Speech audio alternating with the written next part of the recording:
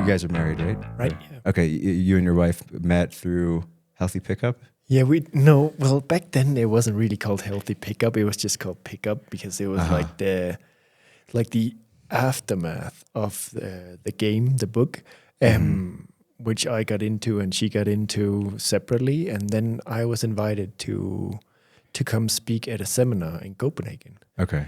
And Like a pickup layer. Yeah. A Danish pickup layer. No, I think we were like 100+ people, paid tickets to come listen to a bunch of speakers over the course of 2 or 3 days. And during that time, I was working at a company in one part of Denmark, and she was working at the same company, but in Copenhagen. So we knew of each other, never met each other, and then we met at the seminar, which And it was like was it like a psychology or men's advice? Like what company?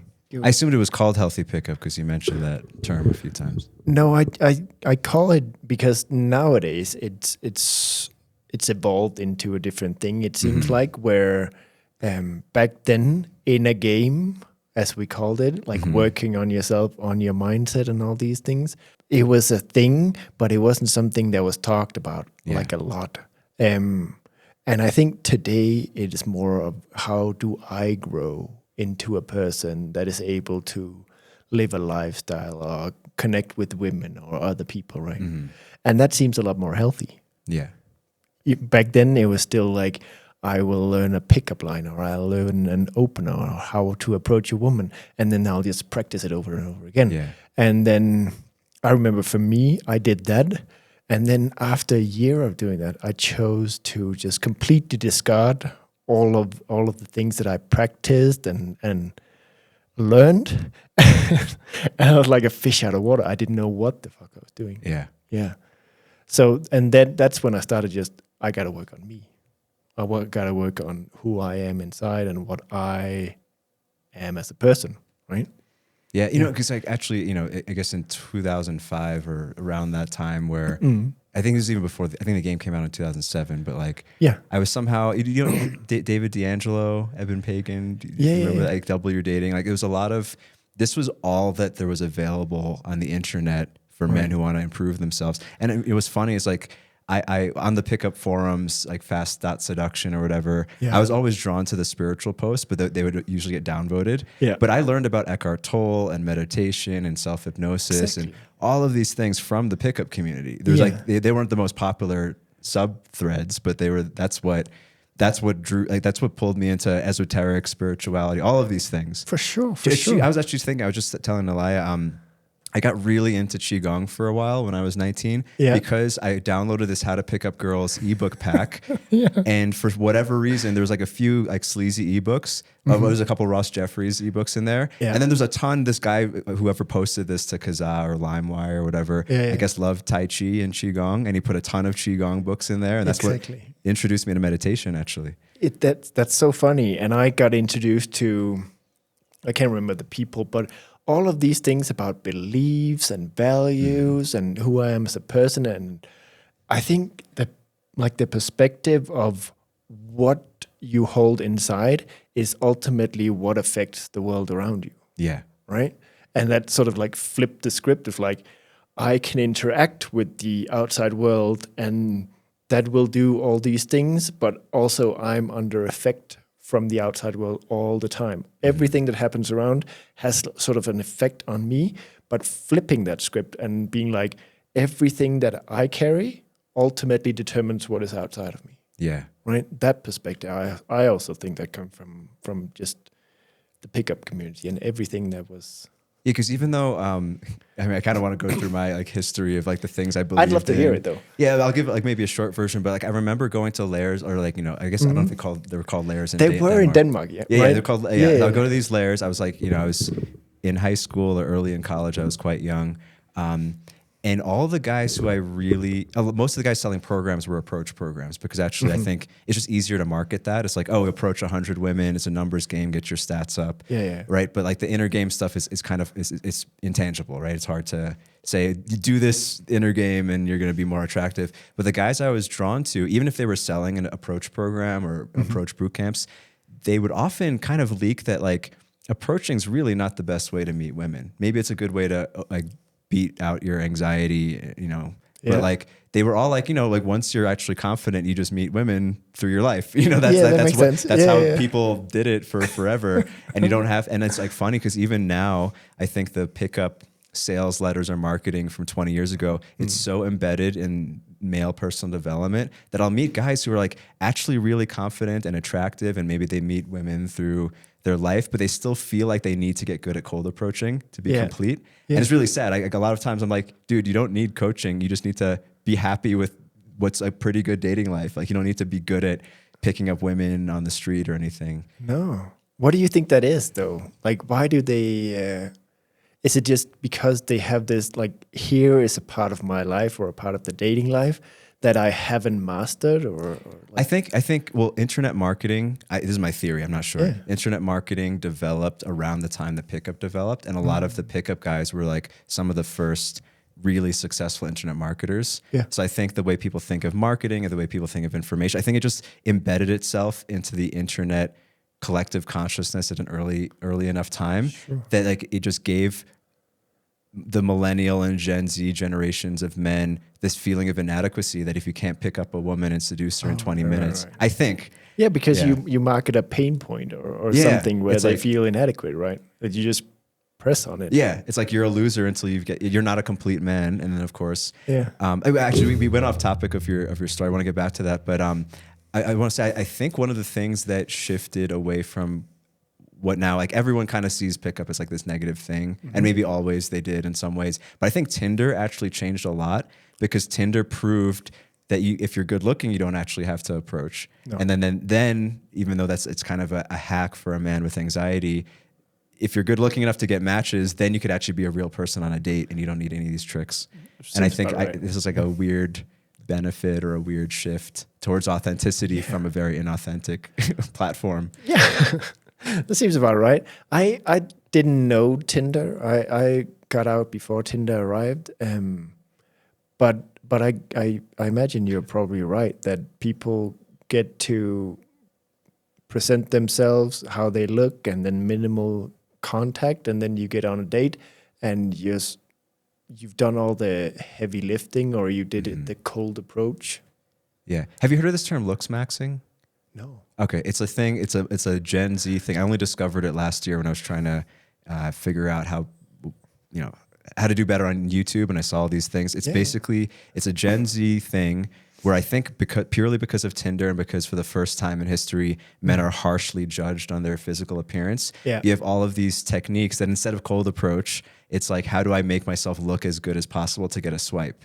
So there's like these face exercises. It seems so ridiculous, but there's face exercises and how to get your body fat down a little and how to like look into the camera in a way. And this is a thing that men slightly younger than us focus on because that's what gets you attention. It's not necessarily cold approaching anymore. That is so funny because when I got into pickup, it revolved a lot around just being looks don't matter. Exactly. All the sales pages had to say that. Yeah. Like it doesn't matter. And then throughout a few years, they're like, but it kind of matters. Yeah. Like, dude, go to the gym, right? That was later on the message, but it started out with these men that was super unattractive, that had a rich dating life. Like Ross Jeffries. Ross Jeffries and another guy. And there was also a guy that had like physical handicaps that just like communicated through his vibe, and just like, I think he talked about how he would see himself being with these women, and then he had women, but he was also not attractive at all. Was his, you're talking about Sean Stevenson? I can't remember. The guy in a wheelchair. It was like a small guy in a wheelchair. Yeah, I remember watching his talk so many times because it was like, oh, if he can get 10s, right? Obviously I have a chance, right? Yeah. Anyways, so you met your wife. Yeah, company. What was the company again? Did you say? I can't remember what it was called. Something pickup. Okay. And it was just based out of Copenhagen, and we had coaches. And you were a coach, and she was a coach. I was a coach, and she was a coach. Okay. Just different parts of the country, right? And then I met her, and then I learned pretty quickly that being able to create a dating life and being in a relationship are two completely different skills. Yeah. Right. Yeah. that was like the first major thing. And then I quit coaching. Yeah. And were you already a psychologist at this point? I was doing my master's. Okay. So I would have a few clients, not in the same way I have them now, but I was like a year or 2 years from graduating and being a psychologist. Yeah. Gotcha.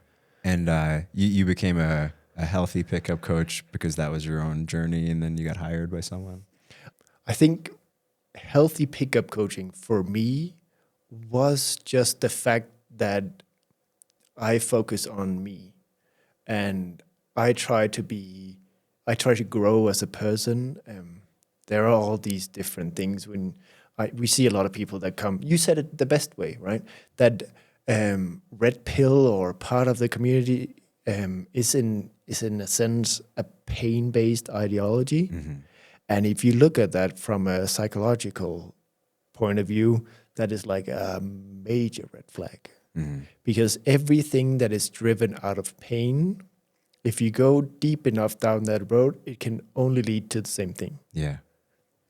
If a person has a lot of trauma, eventually that trauma will find its way into situations, and then they will bring the same feelings and the same experience over and over and over again.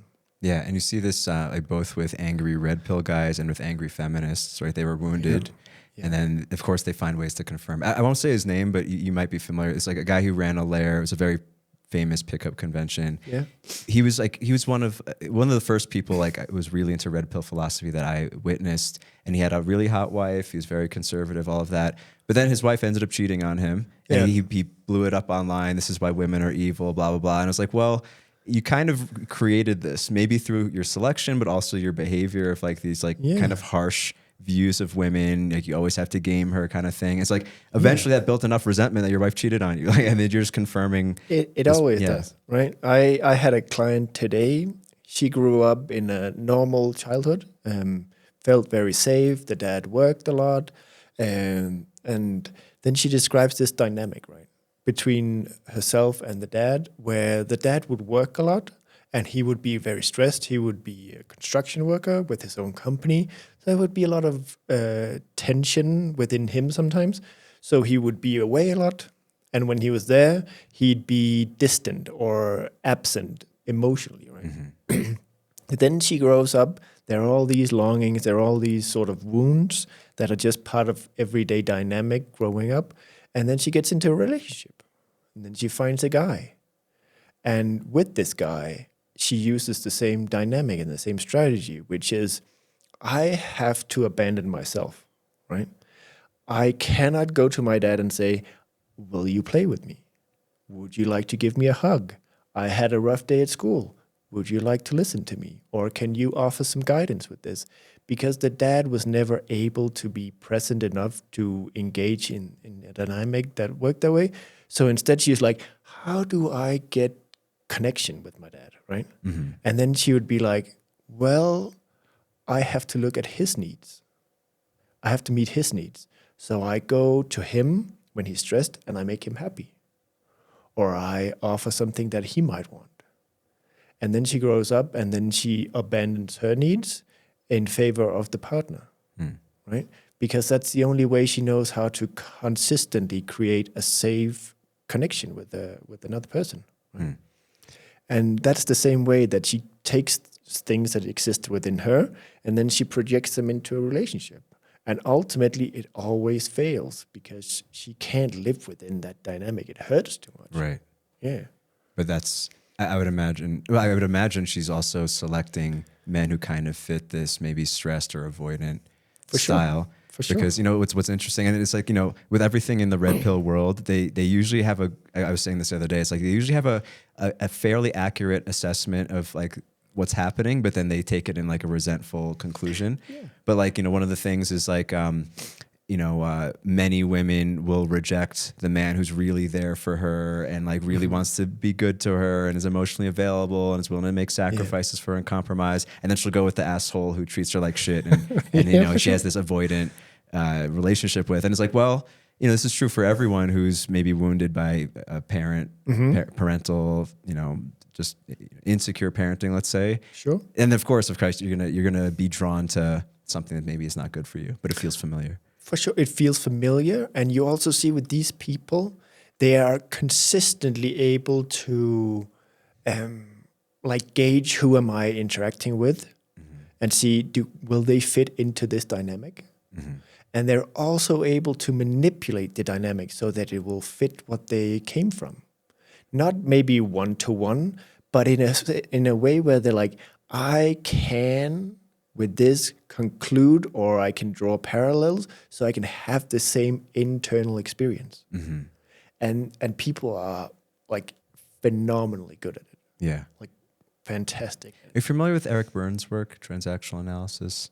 No. I just read one of his books recently, or last year. He was a pop psychologist in the 70s. Transactional analysis, basically, he had a framework for what you described called games. Like we learn games when we're young, we try to replay the game. Sure. And it's basically the same thing. It's just a different way of describing it. But he was even going into like, if you want to, in his, I don't even know if this is good advice or if you would agree, but like he would say if you have an alcoholic family member, there's something in them that it's not that the drinking that they're seeking, it's the shame that they're seeking after their family gets upset that they were drinking again. Yeah. And if you keep doing that, if you keep getting upset, you're only playing into the game. You're perpetuating the next time they drink. Whereas if you want to interrupt it, you need to stop your reaction because in some weird way that maybe doesn't make the easiest rational sense, they're seeking to play the same story out. Yeah. And you see it repeatedly within like abuse, right? Or abusing of a substance or abusing of a person. But whenever there's like an addiction involved, you see people and they go into one of three roles. They go into the abuser, they go into the victim, or they go into the one the savior. Yeah. And that's the same thing. And as long as you interact within these three, right? He drinks, so then he abuses, right? I'm a victim, but then I also have to save him, right? There are all these different roles these three different roles that you could take, but as long as you play within the roles, it will never get better. Yeah. So at some point you have to abandon the game. Yeah. Yeah. But it's hard if it feels good and you're not seeing no, it. but but like people, oftentimes they're not addicted to it, but it's so just, I try to kind of like describe it in this way where like it's almost like a fish becoming aware of like, I'm swimming in water. What the fuck is this shit, right? Because it's always been there. They've never known anything else. So it's difficult to get rid of it because it becomes so unsafe. Like your whole foundation of relating to another person is just like gone. And that scares people a lot for a lot of different reasons. Yeah. So I'd imagine when a client reaches out to you and you recognize this dynamic, they're probably somewhat aware of it already, right? Or they're obviously if they're reaching out to a psychologist, there's a willingness to change by then. Sure. Right. So they're at least at some point aware. Have you worked with someone who has this dynamic clearly, but it's like they won't even recognize the water? For sure. It happens. And it also happens a lot. And sometimes they're like, I'm swimming in water, but like they won't recognize the extent to which they're doing it. A lot of people will be like, yeah, it makes sense. But then it doesn't register and it doesn't transfer to anything. They just keep swimming in the same water, being there. Even though they say like, yeah, that's it.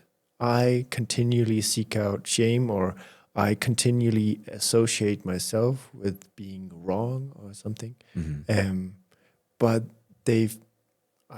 my understanding is that it is so fearful to abandon the perspective and the strategies that come with these things that they're just stuck. So what do you do at this point? I have a philosophy that says, it's probably not mine, but it's one that I use, where intensity and repetition eventually, like if you just continue to focus on it, it will break, like it will give in. So if we just continue to work on the same dynamic or pattern or whatever you want to call it, eventually it breaks. eventually gives in. Do you mean like, so if we use the example, if it's all right, with the woman who is seeking or creating this like, whatever, abandoning herself with, so how do you create intensity, or what do you do with that? For example, with her, she asked me at the end of the session, so do you think I'm just like overreacting and making not so big a deal, or like a too big a deal out of it? And that is where her old strategies of minimizing her own experience comes into play. That's a strategy. And then she's trying to use it here. It's like, should I is it okay to just get one more session, right? And probably she needs a lot more sessions and working on it for a long time, right? And here is where I'd be like, okay, you get to look under the hood, like, and see what is inside of me right now. And what I'm thinking, and then I describe to her, you come from a home that you think is safe, but probably these are the things you've experienced. And then I will describe to her what she has felt throughout her childhood to the best of my ability, right? And then she gets to connect to the consequence or the effect of living through the dynamic and the patterns. And that creates a lot of emotional intensity. And at the same time, it also allows her to process it and connect with it and be like becoming aware of like, shit, this is how I feel. And oftentimes that becomes a little bit hard to ignore, because growing up in the way she did, obviously, like, it hurts so much. There's this sense of being alone and overwhelmed and crying yourself to sleep when you're a teenager because you don't know what the fuck is up with the world and with yourself, and you're just lost and alone. And connecting with that, just most people can't really ignore it for a long time. Yeah, because when I've worked with clients in a similar way, I mean, or at least the way I would frame it, is like you have to go into the pain. Yeah. And it's similar. And actually, I don't know, I think it's because we were reminiscing about pickup. I've spun into like a cynical view. It's like, it's kind of like almost an NLP technique. If like you're confirming their reality, things that they didn't say. So they have to kind of trust what else comes with it. Maybe that's like the dark view of it. Yeah. Oh, it's been so long since I've been in that, but can you say it again? Because like if you know, she kind of acknowledges the problem, to use this as an example, and you can give her advice, but it sounds like if you just gave her advice, she would be like, oh yeah, that's probably what I should do, and then probably wouldn't do it. Yeah. Like many, but like to go so deep into really describing her experience to her in a way that like, oh, that rings so true emotionally that the next thing he says must be real. Yeah. I mean, and this could be used as manipulation, right? A lot of marketers do this. Like, of course, there is to some extent that as well.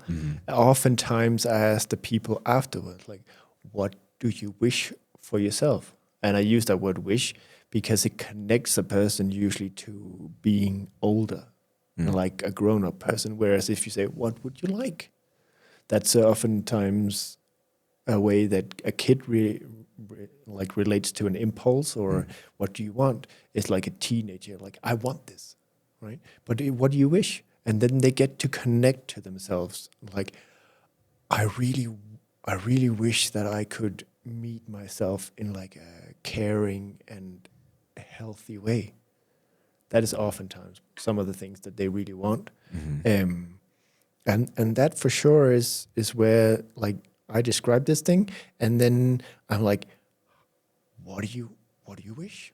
Like, what do you want? And then they connect to themselves in that way. And they can't do it before they connect to the emotions. Like, they just can't. Some obviously can, but usually then they can't. Yeah, because like the unconscious pattern is driven by their emotions anyway. For sure. Yeah, for sure. Yeah, I guess also my cynical take on, or my the other side is like, I was in a cult for a while. I don't know if I mentioned this. No, you didn't. I actually went from pickup to a female run cult. I think I wanted the total opposite to kind of heal, but there's also obviously negatives on that side. But one of the things that the guru did, but also all of us, I eventually taught for them, and I kind of unconsciously learned to do this, was like where I confirm someone's emotions or describe it to them better than they could. And then they believe whatever advice I give, which sometimes was Yeah. It was usually well intentioned, but a lot of times the cult manipulated people using the same. That makes technique. sense. I get it. I as a psychologist, I work. I want to say really, really hard because it is a well-known phenomenon within psychology that you can transfer, and there's also counter-transference, where I take my shit and put it on to the client. And like, I remember in the early days of being a psychologist, someone would come and they would describe something that I experienced. They were like, "You need this," because that's what I needed, right? And then I would push it on to them. So most of my work is revolves around how do I get people to two things. I think I'd say relate to themselves from a different place than the dynamics of the childhood, and how do I get them to connect with themselves? Like how are you feeling? Or like, can you stay with yourself? Can you know what is right for you? Because that translates into them navigating life much, much better and on their terms. And you were saying before, most of what, or like some of the common pain points that people reach out to you for, like anxiety or loss of direction. Yeah, like oftentimes I sort of blew up in Denmark a little bit because I had so much success working with people with anxiety. And so I had in the beginning, I had a lot of clients with anxiety. And later on, it became people who just felt a little bit lost in life. And then there's also all the other things like depression and existential sort of problems. And now I work a lot with people, whatever problem they have, we sort of figure out what are the strategies, and within what you are experiencing, how are you relating to yourself? Because oftentimes people use like a younger version of themselves, or like a young part of their consciousness where they don't have access to a lot of resources, and then we just work on that. So what do you mean by that? I mean I mean that, for example, the example before with the woman going into a dynamic that resembles the one between like her, replaying her childhood kind of. Yeah, and then she's relating to herself as if she's a child, because a conscious grown-up person would never willingly engage in a relationship in that way where they continually abandon themselves. But as a child, her experience was, in order to have a safe, vulnerable relationship with someone or a connection with someone, with like a male figure specifically, I had to abandon myself, right? Otherwise, it would be unsafe. If I felt my needs and I expressed them, he would withdraw or he would shame me or whatever the consequence was. And if you live in that dynamic, you see yourself as a child. You may think that I'm a grown-up, but you will hear them say things like, I want this, or it's so unfair. And it's all these things where they relate to the world from a child's point of view. So actually, I've wanted to ask you about how this has translated to being a parent. Because I know for myself, all of these things, and like there's like, even in pop psychology, like the Freudian view of blame the parents or blame this, but then it's like, okay, now you're a parent, I can really mess up my kid. Or this is what I think of periodically. I can really mess up my kid in ways that I'm not intending, or all of these things that could come out in therapy later. I'm curious, like if I assume you and your wife have had like a thought out way of, or some sort of value system or principles in raising your children. Yeah, I have to think back. Like our oldest right now is he just turned 9 today, and we thought a lot about it back then.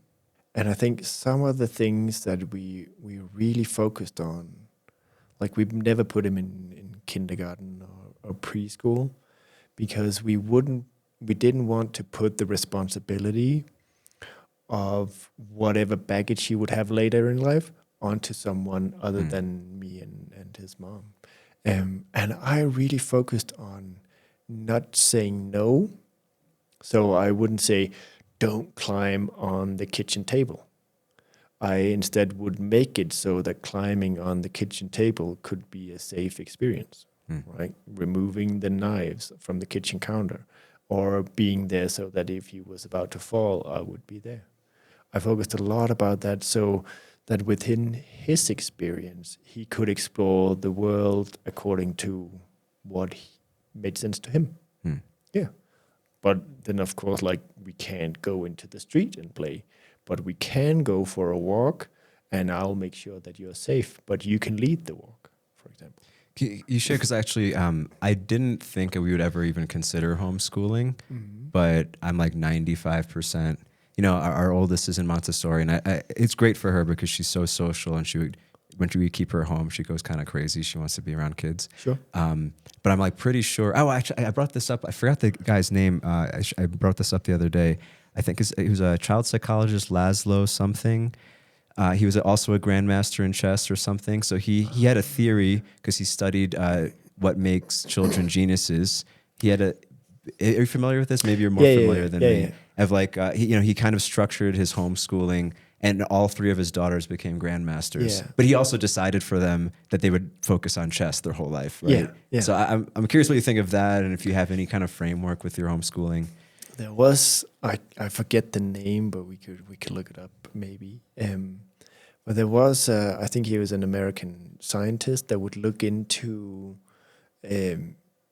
kids and being a genius. And what he then defined being a genius as is having multiple ways of solving a challenge for it, right? That they could do it in creative ways, and they had multiple options of how to attack a problem, right? And what they found that before the age of 5, I think I can't remember. I think like 93% of kids have this ability to solve a problem in a myriad of ways, right? And then I think it's by the time they're 18 or something, it goes down to maybe 5% have the ability to solve a problem in many different ways. And he attributed it to school, like to the school system, because it was so rigid and there's only one way to do it. Yeah, there's only one way, and also the fact that you can solve a problem, but if you fuck it up, you're wrong. Like, you as a person get associated with guilt and shame and these difficult emotions. And so there's many different things where it doesn't translate into later life, because in later life you have to be able to work together, but in school you're complimented mostly on your ability to do things. And if you co-work with someone in an exam, it's called cheating, right? So there are all these different things that doesn't really translate well into later life. Yeah, and especially now, it's like modern schooling was built around creating factory workers, a lot of people say. And like most work nowadays is online, or you have to be self-directed, you have to be social, a lot of things that just aren't emphasized, you know. For sure. So actually, so do you guys have like an educational philosophy, or could you maybe run us through? Because I'm really curious, because like the last little thing I saw in an Instagram post, I don't even know if this is true, but it seemed like he homeschooled, but it was very regimented, like 4 hours of chess, 1 hour of regular reading and writing, 1 hour of gymnastics or something like that. Yeah. I don't remember. I'm curious if you guys have anything. Like, I think this is where a lot of privilege maybe come into it, because I've been fortunate enough to create this small company where I have my clients, but at the same time we are able to travel the world. So for example, in like mid-2023, we went to Morocco for a few months, and we did that basically just so we could ride horses, right? Because my eldest son really loves horses, and so we went there, and then he could just practice riding most days. Are you guys riding here? He's riding. Okay, yeah, cool. yeah, for sure. I started learning in Mexico last year, but that's kind of my main hobby here. Exactly. Like he started in Denmark and like on off a little bit because we traveled a bit, but then he started again in Spain, and then we went to Morocco. Awesome. And then here in Peru again, and then that's a good example. We found a tarantula on the side of the road, and it had been stung by a tarantula hawk. Okay. It stings the tarantula, It's like a wasp. Okay. And then it paralyzes the tarantula, and usually it would take it to a cave, and it would put hatch, like there would be an egg that you lay an egg in the tarantula, and then it would hatch and then eat the tarantula. It's really grotesque in a sense. And then we picked up the tarantula and brought it home, and now we're nursing this. We think it's a tarantula blue, so we named it Bluey. We're nursing it back to health and giving it water every few days, right? And it's starting to be able to walk again. And then Atlas learns infinite amounts of like knowledge the around best biology lesson. Exactly, around tarantula and caring for another animal, but also relating to, what is it? I don't even know what a tarantula is, but like an insect. Through like a very human connection, right? You have to be very gentle, and you have to put it there, and you turn it around, and you feed it water, like you give it water with like a chopstick, and then one drop, and then you wait, and there's this very way of relating to another living thing, which is something that we value a lot more than regurgitating knowledge. Yeah, I think you have to know things, of course. But I think it's so easy to just go on your phone and figure out the knowledge when you need it. Yeah. Yeah. Interesting. So this is kind of what I've been imagining. These are my own theories, but like if my daughter's into a certain kind of dance that's special in France, we'll go there. If, son's into Muay Thai, we'll go to Thailand. Like, so it seems like you're kind of doing something like that, like project-based immersion. Yeah, we talked about Kung Fu in China at some point, which is something that is close to my heart because I did that when I was young, but not in China. But like that would be so much fun. Cool. Yeah. That's great. It's like confirmation of like what was just like a theory for me. So it's really great. Because I was thinking also like as a grown man, the things that obviously knowing how to do basic math and reading is important, has to happen. But everything else that like of exchange of knowledge that's cool, like, oh, that's cool that he knows how to fix cars. Like that's what people care about. Like no one really cares if you know the dates of something or, honestly, even though I think, because I liked math, I think things like algebra or whatever are important. Whoever uses that, unless you go into finance or something that's very number focused, which can be a choice of immersion. I was like, the best way to learn geometry is to build furniture together. Or the best way to learn many things is just to do things, right? Yeah, and I think that I don't know what the research at the moment is on the topic, but there is this thing, like a human principle, that if you put into a kid that something is important, what they learn always becomes in relation to that thing. So if you put into a child, you have to become a doctor. Becoming a doctor is the most important thing, or a race car driver, or whatever it is. If that happens before the age of, I think, 12-ish, then everything, every way they interact with the world becomes revolved around that. And that is the same way a trauma works. So if you have, for example, a trauma that happens within relationships, right? Then the mind sort of like goes into the next relationship, but they see everything in relationship or in relation to the trauma. So if so I can understand this, like if something is emphasized as a value that the child wouldn't have valued on his own, for example, it's similar to a trauma.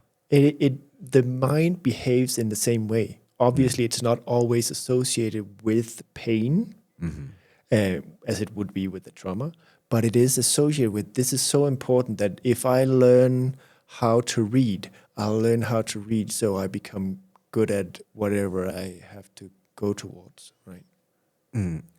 Actually, this is one thing about my very superficial research on homeschooling that I'm like on the fence about, because like the Laszlo guy who made his daughters grandmasters, who knows if they were happy or not, right? But they were grandmasters, right? Yeah. But there is something about, if you hear about like David Beckham, whose father was like really forced him to be good at soccer. Yeah. It wasn't a choice, right? His father liked soccer. And you hear this a lot about with like the top level performers in many fields. I'm thinking mostly of sports, but also chess. Like for whatever reason, maybe some of them chose chess at a young age, but a lot of times their parent forced them and their parent happened to be good at this thing. Yeah. and then they became like the best in the world or at something. Yeah. And I'm like, well, on the one hand, I think it's very beneficial to know what you want to focus on earlier in life, as opposed to spending your 20s trying a million things. But then also there's a lack of choice, and then maybe create some sort of type of trauma. I'm curious on that. I don't know if you could call that a trauma, but you definitely create something where a child before the age of 12 has to develop so many ways of interacting with the world that every interaction should sort of be free from being tied to a certain outcome. Okay. Right? So they can relate to another person, but it doesn't, like a woman, like a boy relates to a girl, or a girl relates to a boy, but the girl has already been told like marriage is so important. Okay. Right? Then she will relate to the boy in accordance with that goal. Like, can he be a good husband that my mom will approve of? Yeah. Okay, so that and it can happen as soon as you want.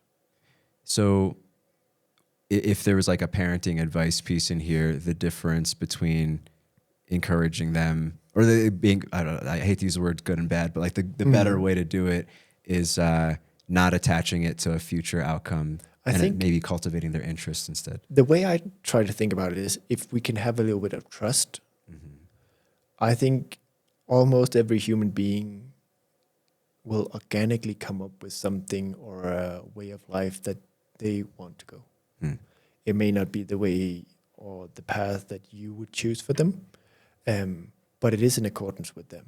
And ultimately, that is the best thing, because if you choose a life, or if you have been given a life that is not in accordance with you, you will never thrive, and there will always be rebellion in 1,001 ways. Yeah.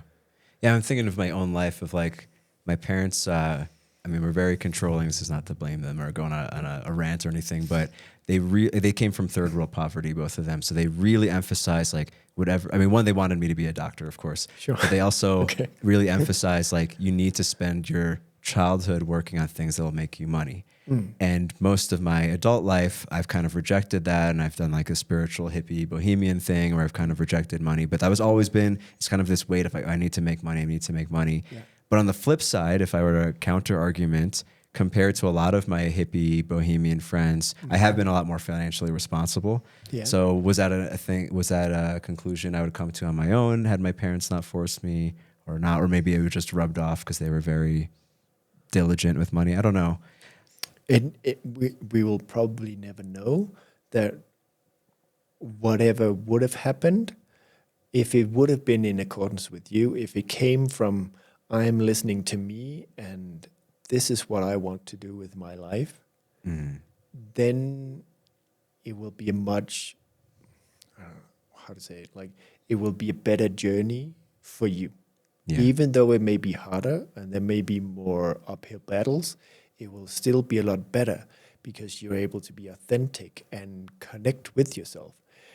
As opposed to if you were to go the direction of being a doctor in your case, if it doesn't align with you, you'll always rebel. Yeah. You'll always rebel.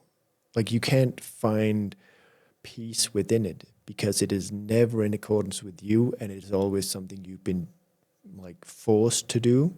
That will usually be the interpretation of the experience, and it always leads to something like, I'd say rebellion is like the most obvious thing, but eventually if you can, you'll sabotage it. Yeah. Well, I think of some like great, very fulfilling hobbies that I rejected based on this. I don't know if it even came from my parents necessarily, but this belief that I have to spend my time on useful things. Yeah. Like I would be a black belt in jiu-jitsu if I actually started when I developed the interest. I started 15 years later. Yeah. Because I was like, oh shit, my life is passing by and I didn't do this thing that I'm really interested in. You know? Yeah, and then we could look at it from like, I would have been a black belt and it would be results oriented. But to be honest, if you look at people, when they really thrive, it's always when they're focused on a process, not a result. Right? You would have been a black belt for sure, right? But it wouldn't translate into thriving or feeling better about your life. Yeah. It is a regret, though, that I didn't get into it when I was 15, when I was actually really interested. But living life on your terms and being able to enjoy the process, or maybe not enjoy, but immerse yourself in the process and not fight against the process, is usually where people find that life has a lot of meaning and it makes sense to them to live that life. Yeah. Yeah. So on that, actually, I was going to ask you anyway on how you guys, so you maybe you can even take us through your timeline. You and your wife met through this pickup thing. Yeah. You finished your master's, and then can you speak, like, how did that connect to now you're traveling the world with your 2 children? Yeah, it's wild, right? It's 14 years ago that I met my wife. And then I spent a year or a little bit more than a year finishing my degree. And then we sort of needed a vacation. Like everything was tough and she just finished part of her school. And then we went to Bali. It was either Mexico or Bali, 2012. And we were super scared of Mexico. Like, oh no, we can't go there. So then we chose Bali instead, which turned out to be an even bigger culture shock. We went there. And at some point, we talked about what we wanted for our future. And I had this idea that I heard somewhere that I should probably live a year in like California and a year in New York, because then you get like the opposites. Have you heard of that speech, Wear Sunscreen? No. It was turned into a Baz Luhrmann song. It's basically this famous commencement speech where this woman gives all of this life advice, and one of the things was live a year in New York leave. Yeah. I probably got it from there. Okay, cool. Probably did, because I think I heard it within the community or somewhere online, and it just sort of stuck, right? But then I took that and I was like, I would want to do that. And her father, my wife's father, is from Peru, and she's like, I would also want to live in foreign countries, and I would love to go to Peru again a few times and spend a little bit longer there. And then we were like, we should go live in other countries. We should travel the world. We will travel the world. And then we just continued talking about it. And then I started working in a psychiatric ward, having clients there, and did that for 2 years. And then we had a son, and we decided I'm gonna stay home with my son, with our son, and she'll go back to school, right? And so I became a stay-at-home dad. And after, so you weren't working at all anymore? I wasn't working. Like, some people would come to me and ask to have sessions, and I would have a few sessions here and there. But I was so busy just being a dad that it took up pretty much all of the time. And were you guys like living off savings at this point? Yeah, we were living off savings and making money here and there in a completely unstructured way, flipping things that we'd find at a yard sale and being able to sell this thing. Or sometimes we really would like take out or something, and then a family member would help because we didn't have much. But then, yeah, it's a funny thing, because then it's like, shit, we can't do this anymore. We don't have money. Like, if we don't do anything, he would have to be sent to preschool, and I would have to go back to work. And within me, there was a non-negotiable. Like, it couldn't happen. And I had no clue of what to do. I really didn't know, like, what the fuck do I do? So I started waking up really early, and I would go for a run. And this is back to my philosophy, or the philosophy I use of intensity. I would go for a run, and I would just focus so intently on, like, how do I solve this problem? I don't know what to do. And then I started a Facebook group called Everyday Buddha, where I would write blog posts. Then later on... Oh, actually, important question. Yeah. When did you already have a man bun at this point? I think I did, yeah. Did that start in Bali? No, it didn't start in Bali. No, it started way before, when I was like in, I think you'd call it high school. And I was, I just started growing my hair. And then the girls liked it. Okay. Then I didn't stop. But in between, I cut it short, and then I grew it out again because I really didn't like it. Okay. But back to the intensity thing, I just kept going for a run. And it wasn't about how far I run or how fast I could run. It was just about, I have to solve this problem.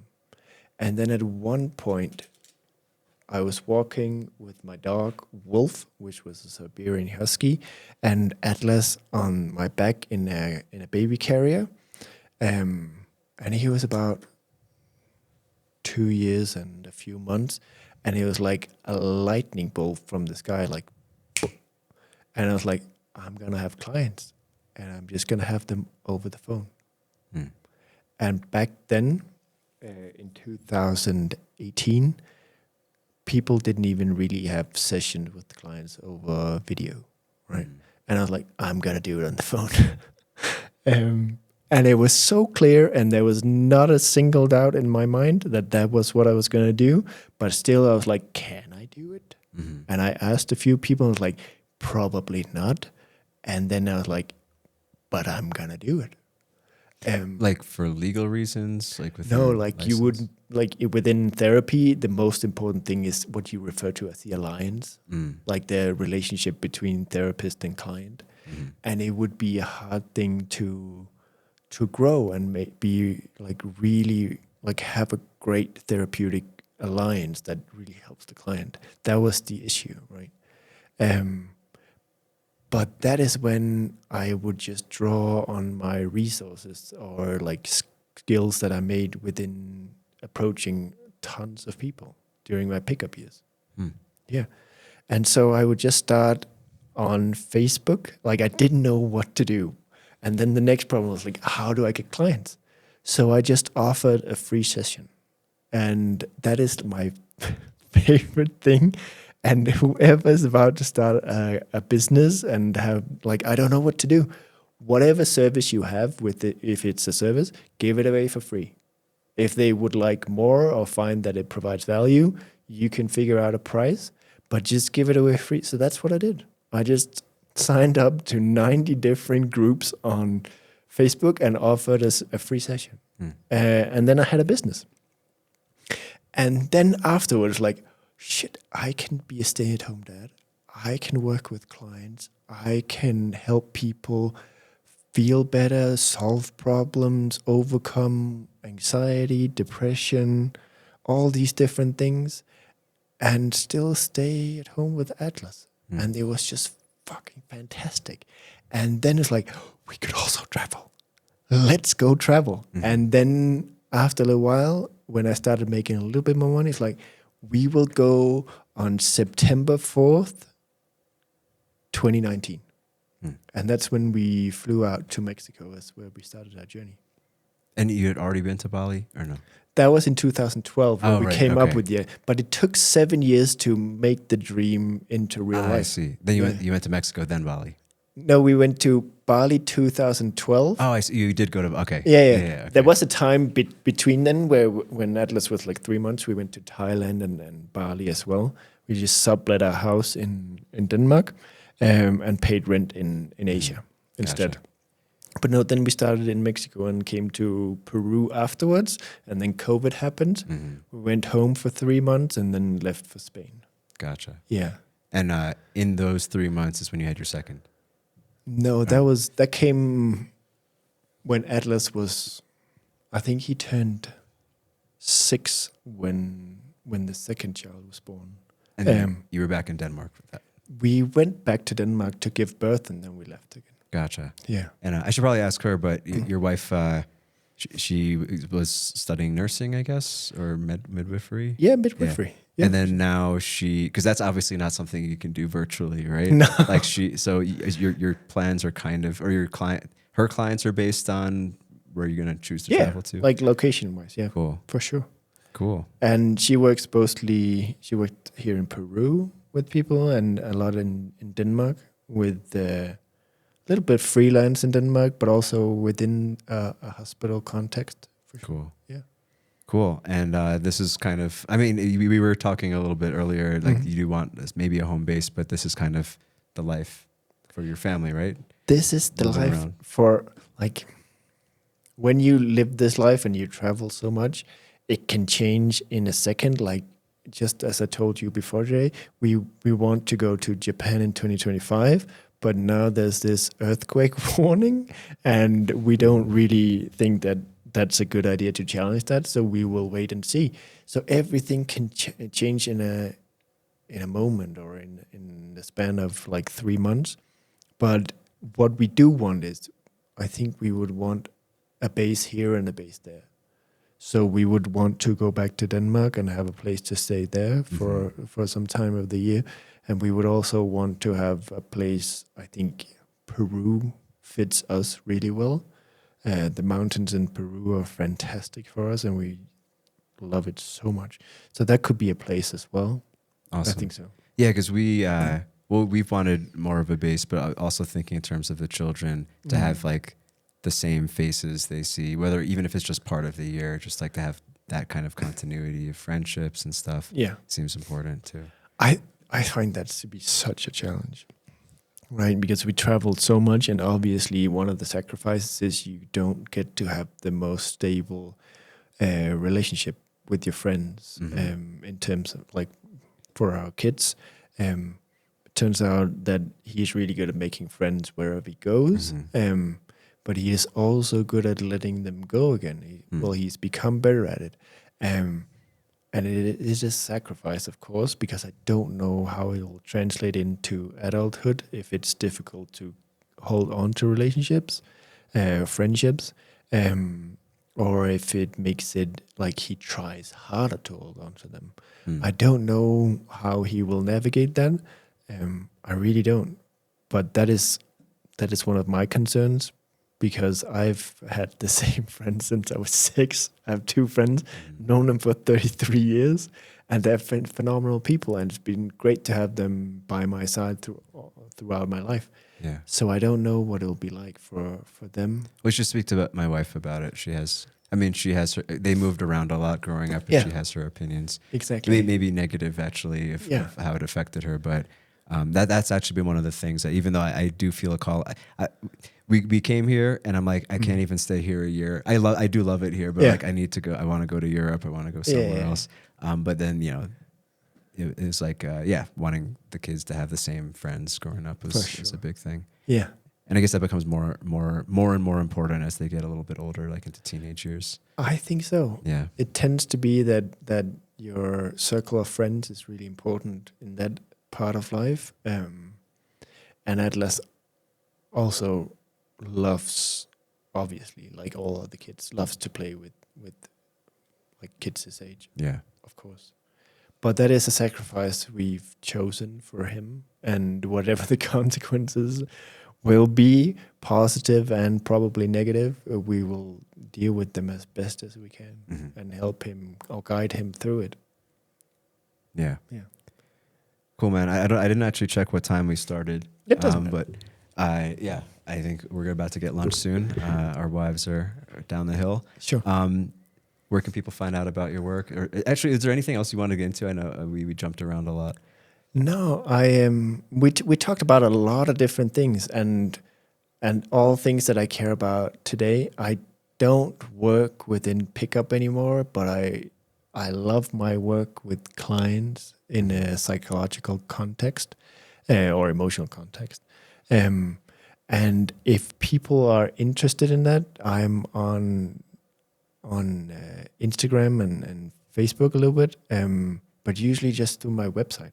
And I still do the same thing that I did in the beginning, where if anyone finds or resonates with what I stand for and how I work as a psychologist, there's a free session. Just reach out and we'll figure out how to help you within whatever challenge you face. Awesome. Yeah. And we'll add the link to your website. And you guys both have the worldwide brand. She's the worldwide midwife and I'm the worldwide psychologist. Yeah, it's a good brand. Yeah, it started out with like I could help people anywhere in the world. And now I also have traveled most of the world. Yeah. Yeah. Nice. Awesome, man. It was really fun chatting. I guess we're going to keep hanging out. We're going to keep hanging out, and maybe we'll come back to this again. But thank you so much for having me. Yeah, my pleasure. It was a pleasure. Awesome. Thank you.